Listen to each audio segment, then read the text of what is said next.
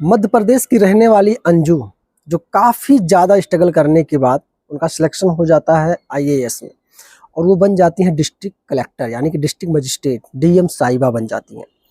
काफ़ी दिनों तक उनको एक ज़िले में पोस्टिंग मिली, काफ़ी दिनों तक उनका जॉब कारभार बहुत अच्छा खासा चला।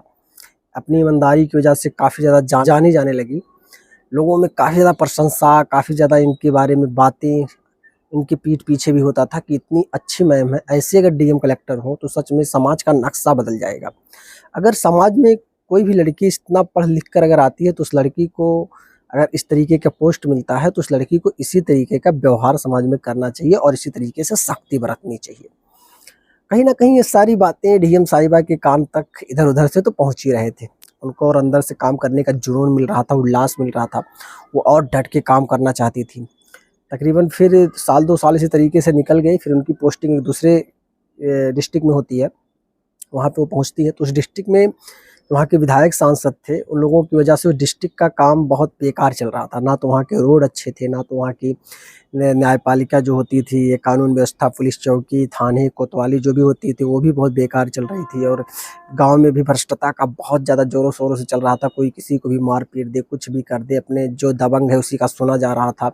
इसी तरीके से चल रहा था। इधर जो सरकारी स्कूलें थी, वहाँ पे ना अच्छे से पढ़ाई हो रही थी, ना शिक्षा हो रहा था, मतलब अस्त-व्यस्त था पूरा। तो डीएम साहिबा पहुँचती हैं, कुछ दिन तक इनका इधर-उधर रनिंग चलने लगता है, इधर दौड़ पे, इधर दौड़े पे, इधर दौड़े पे, तो देखती है चारों तरफ बदहाली ही बदहाली, लोग कैसे सर्वाइव कर रहे हैं यहाँ के। बड़ी परेशान होती है, अपने प्रिय को बुलाती है अपने ऑफ़िस में और कहती है, "अच्छा एक बात बताओ, आप कितने दिन से यहाँ पे हो?" प्रिय ने बताया, "बहुत दिन से मैडम और यहाँ की व्यवस्था के बारे में आप मत जानिए, यहाँ तो बहुत बेकार है, यहाँ के डीएम सांसद जो बहुत बेकार हैं, सबके सब लुटेरे हैं।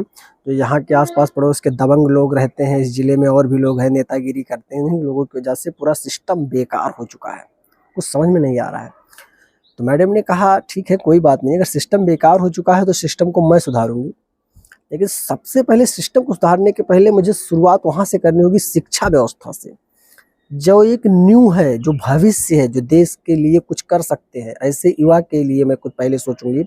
मेरा कदम पहले सरकारी स्कूलों से शुरू होगा, उसके बाद धीरे-धीरे करके एक-एक को मैं लाइन पे लाके खड़ी कर दूँगी। चलो हम निकलते हैं कल ही से दौरे पर।"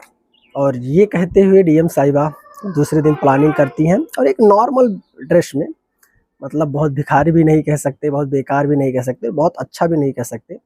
एक नॉर्मल जिस तरीके से गाँव में महिलाएँ होती हैं, उसी तरीके से एक नॉर्मल ड्रेस साड़ी पहनती हैं, नॉर्मल ड्रेस में पहुँच जाती हैं। एक गाँव होता है, गाँव के पास एक सरकारी स्कूल होता है, स्कूल में तकरीबन 150-200 बच्चे थे, वहाँ पे वो पहुँचती हैं। तो अपने जो ड्राइवर होते हैं, जो गनर होते हैं, जो पुलिसकर्मी होते हैं उनके साथ रहने वाले, उन लोगों को बोल देती है, "तुम लोग 400-500 मीटर पहले रुक जाओ, मुझे छोड़ दो, मैं यहाँ से पैदल चली जाऊँगी घूमते हुए स्कूल में। और मेरे पास मोबाइल फ़ोन है, जब मुझे आवश्यकता लगेगी मैं बुलाऊँगी तब आप लोग पहुँच जाना।" ये कहते हुए वो पैदल निकल जाती हैं स्कूल की तरफ। स्कूल की तरफ वो जाती हैं, पैदल जब वो पहुँचती हैं स्कूल में, तो स्कूल के जो भी कुछ चपरासी वगैरह होते हैं, जो भी वहाँ की मैडम होती है, जो शिक्षक होते हैं, सब लोग देख के हैरान होते हैं, कौन-सी महिला है, कैसे आ गई यहाँ पर? मतलब ये सारी चीज़ें देखते हुए मैडम पहुँचती हैं और कहती हैं, "मैं बस पास पड़ोस में ऐसे रहती हूँ और अभी मैंने नया-नया यहाँ पे भाड़े पे घर लिया है बगल में। मैं सोच रही हूँ, मेरे 2 बच्चे हैं, मैं एडमिशन करवाने के लिए सोच रही हूँ, तो मैंने सोचा पहले जाके स्कूल में देख लेती हूँ, कुछ मैडम से पूछ लेती हूँ, उसके बाद फिर मैं विचार बनाऊँगी अपना पढ़ाने-लिखाने के लिए।" तो शिक्षक लोग जो थे, सब लोग बढ़-चढ़ के खूब बात की, "ऐसा है, यहाँ पे ऐसा है, ये शिक्षा मिल जाएगी, वो शिक्षा मिल जाएगी।" लेकिन इन लोगों को नहीं पता था कि वो जिससे बात कर रही हैं, वो खुद उस ज़िले की मालकिन है, यानी कि डीएम साहिबा, डिस्ट्रिक्ट कलेक्टर है।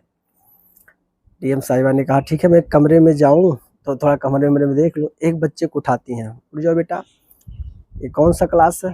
बच्चे ने बताया, "2।" बोलती हैं, "ठीक है, क्या-क्या अभी तक आपने पढ़ा?" बच्चे ने कहा कि, "जो मैडम पढ़ा देती हैं, वही हम लोग पढ़ लेते हैं।" बोलती हैं, "क्यों? ऐसा क्यों बोल रहे हो बेटा?" बोलता है बच्चा कि, "यहाँ जल्दी कोई आता ही नहीं, 1-1 घंटे 2-2 घंटे ऐसे खाली रहती है, सब लोग बात करते हैं, पता नहीं क्या बाहर इधर-उधर बोल देते हैं, ये काम करो, ये याद कर लो, ये पढ़ लो, कोई इंटरेस्ट ही नहीं लेता, हम लोगों के पास कोई आता ही नहीं।" ये सुनकर डीएम साहिबा की भैया पूरा होश उड़ गए कि बताओ, जो भविष्य है देश की, उनके साथ ऐसे शिक्षक इस तरीके से व्यवहार कर रहे हैं। तो और भी जो शिक्षक थे महिला में और जेंट्स में सब लोग इकट्ठा, नहीं नहीं ये सब गलत कर रहे हो, क्यों झूठ बोल रहे हो भाई, इनका भी बच्चा आने वाला है पढ़ने के लिए, झूठ मत बोलो। तो और भी बच्चे कहने लगे नहीं नहीं झूठ नहीं बोल रहे हैं, सही कह रहे हैं, यहाँ पे समझ लो कब हम लोग स्कूल में आते हैं कब घर चले जाते हैं, हम लोगों को पता ही नहीं चलता हम स्कूल में या घर में है, कोई बहुत वो नहीं है ऐसा ऐसा। अब डीएम साहिबा ये सुनकर पूरा स्ट्रिक्ट हो जाती हैं और तुरंत ऑफिस में ले जाके बैठती हैं, प्रबंधक के जो वहाँ के प्रधानाध्यापक होती हैं उनसे पूछताछ करना शुरू कर देती हैं और तमाम प्रकार की फाइल्स रजिस्टर्स वगैरह सब देखती हैं। देखने के बाद फाइनल डिसीजन अपना देती हैं कि आज से जितने भी लोग हैं सबके ऊपर एक्शन किया जाएगा, सबके ऊपर कार्रवाई की जाएगी, आप लोग जॉब करने के लायक नहीं हो। आप लोग जब बच्चे छोटे छोटे कह रहे हैं, कोई दूसरा कह ही नहीं रहा है, जिस स्कूल में बच्चे पढ़ रहे हैं उसी स्कूल की बुराई कर रहे हैं, उसी स्कूल के प्रधानाध्यापक और भी लोगों की बुराइयाँ कर रहे हैं, तो इसका मतलब कमी है आप लोगों में। तो इसलिए आप लोगों को यहाँ से हटाया जाता है, आप लोग नौकरी करने के लिए नहीं है। अब मैं आप लोग कोर्ट में याचिका अपना दाखिल करना, जब कोर्ट मंजूरी देता है तो फिर से अपना आना, नहीं तो मेरे हिसाब से तो आप लोगों को बर्खास्त किया जाता है यहाँ से। और ये कहते हुए मैडम फिर चली आती हैं, फिर दूसरे अलग जगह पे चली जाती हैं, दूसरे रनिंग पे। इसी तरीके से मैडम वहाँ लगातार रहीं 6-7 महीने तक, और उस ज़िले में इतने बदलाव हुए कि आज भी उस ज़िले के लोग, जो अच्छे लोग हैं, वो लोग याद करते हैं मैडम को, कब वो मैडम फिर से वापसी आए इस ज़िले में और इस ज़िले का कल्याण फिर से होना शुरू हो जाए। तो दोस्तों आज की छोटी सी कहानी सुनने के बाद आप क्या कहना चाहोगे मैडम के बारे में, डीएम साहिबा के बारे में, यार कमेंट जरूर करना। वीडियो पसंद आई है तो लाइक करना, चैनल पे नए हो तो सब्सक्राइब कर लेना। और मेरा जो पर्सनल ओपिनियन है इस कहानी का, कि दोस्त अगर सच में पावर मिल गया है ना, पढ़ लिख कर या कैसे भी करके आप पावर में हो, अच्छे कुर्सी पे अच्छे पद पे बैठे हो, तो आपको उस पावर का सही उपयोग करना चाहिए, मेरा जो मानना है। आपका क्या राय है कमेंट में जवाब जरूर देना। मिलेंगे जल्दी। जय हिंद।